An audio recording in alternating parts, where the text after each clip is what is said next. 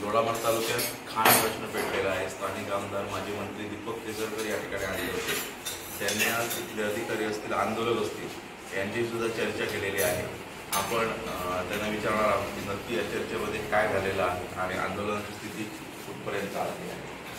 साहेब, आपण आज आंदोलकांच्या या ठिकाणी बोललेला आहात, तर पण आंदोलकांचं काय म्हणणं आहे त्याप्रमाणे तिथे स्थानिक महसूलचे अधिकारी सुद्धा दिसत आहेत, तर याविषयी आपण काय खंडेळा जे गाव आहे त्याच्यामध्ये गेली अनेक वर्ष खनिकर्म चालू होतं, परंतु ते कमी प्रमाणात होतं आणि अचानक त्याच्यामध्ये खूप मोठी वाढ झाली आहे।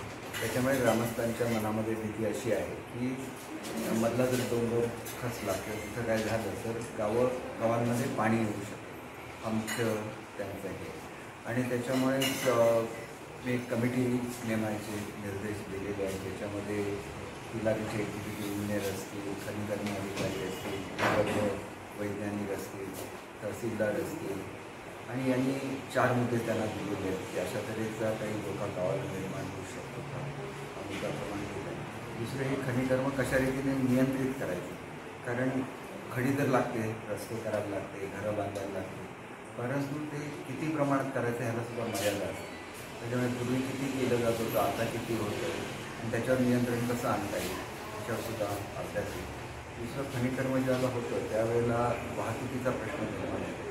गावातून वाहतूक झाली तर त्याच्यामध्ये अपघात होण्याची शक्यता असते, लहान मुलं असतात, तर हे सगळं लक्षात घेऊन गावाच्या बाहेर वाहतूक करता येईल का, हा सुद्धा मुद्दा त्याच्यामध्ये दिलेला आणि लवकरच मी या गावाला सुद्धा भेट देईल। हा तर प्रश्न आहे, तर तुम्ही ज्याला त्याचे फोटोग्राफ बघितले त्या लक्षात आलं की तर पर्यटनाचं सुद्धा मोठं पोटेन्शियल हे खंडेळा शिरसी या भागासाठी आहे। आणि एकंदरीतच दोडामार्गच्या सावंतवाडी तालुक्यातला जो सावंतवाडी संस्थांचा पूर्वीचा भाग आहे त्याच्यामध्ये मोठ्या प्रमाणात प्रश्न हे महसुली आहे की महसूल एकत्र सातबारा असल्यामुळे सुद्धा गावांचा विकास होत नाही आहे। त्या संदर्भात सुद्धा लवकरच मी महसूल मंत्र्यांशी चर्चा करेन आणि एक वेगळी मोहीम की प्रत्येकाच्या नावाने गावात जसे आम्ही आंबोली चौकून वेळेला जमिनीचं वाटप करत असताना काही जमिनी ह्या विकासासाठी राखीव ठेवल्या जेणेकरून गावांमध्ये प्रकल्प येऊ शकतील आणि त्याच्याबरोबर प्रत्येकाच्या नावाने जमीन असली तर समजा हत्तीने कुठे मोडतोड केली त्याचं कॉम्पन्सेशन असेल, एखादं वादळ झालं असेल त्याचं कॉम्पन्सेशन असेल, ते लोकांना मिळताना अडचणी निर्माण होतात आणि त्याच्यामुळे वारस तपास झाले पाहिजे, प्रत्येकाच्या मालकी निश्चित ठरली पाहिजे आणि अनेक ठिकाणी वनसदृश्य जमीनसुद्धा लागलेली आहे। त्याच्यामुळे वनसदृश्य जमीन असेल तर तीसुद्धा इक्वल प्रत्येकाच्या वाटेला आली पाहिजे, जे शेतीची जमीन असेल तीसुद्धा त्यांच्या वाटेला आली पाहिजे। अशा रीतीने आता पुढच्या काळामध्ये ही मोहीम राबवायला लागेल जेणेकरून सरकारी योजनांचा त्यांना लाभ होत आहे आणि याच्या पुढच्या काळामध्ये मोठ्या प्रमाणात वृक्ष लागवड ही आपण जी फलोद्यान योजना त्याच्या अंतर्गत दोडामार्ग तालुक्यामध्ये केली तर मोठ्या प्रमाणामध्ये इथला बदल होऊ शकतो। दुसरं इथं आई पिंडाची झाडं खूप आहे आणि त्याच्यावर आता रेशीम तयार करण्याचा उद्योग हा प्रायोगिक तत्वावर चालू केलेला होता आणि तो यशस्वी झाला। त्याच्यामुळे पुढच्या गावांमध्ये सगळ्या गावांमध्ये ते आपल्याला राबवता येईल।